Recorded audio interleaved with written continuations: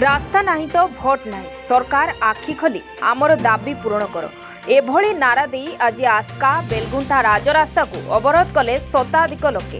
बेलगुंठा थाना किरापल्ली गाँवर शताधिक महिला और पुरुष राजरास्ता उपर को आसी रास्ता अवरोध करथिले। गाँ को पक्का रास्ता तुरंत निर्माण करने दाबी में एभली निष्पत्ति नैछंती गाँ लोके।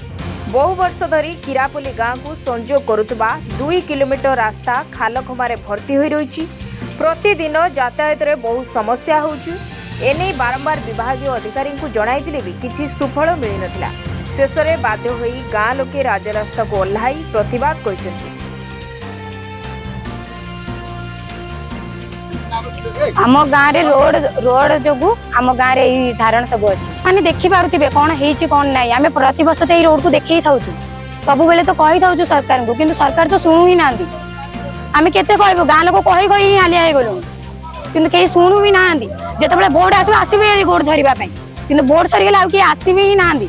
आमको तांको गोड़ धरिया पड़ुछि, किंतु सेही गोड़टा कहले हम के देखुने भी नांदी। अच्छा तोरा पिला माने ये तोर कोन समस्या है? आमर आमे स्कूल गला टाइम रे भी असुविधा होछि। ए रोड जोगु आमे ठीक से जाई भी पारुना। जेमिति अछि पक्का पत्थर सब जेमिति बाहरी अछि, साइकिल खराब हो जाउछि। ये साइकिल रो पड़ी भी जाउछु आमे। हमको किछि डेरी होबा, जल्दी जिबा को होबा तो जाई पारुनु। एम्बुलेंस भी जाई पारुनी गाँ रे। तो सरकार को कोन कहयो चाहिबो?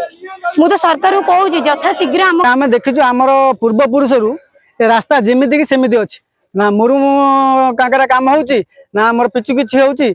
प्रशासन आसुचंदी जाउचंदी, कोन से आर के भी ध्यान गोचर टोटली करू नांती।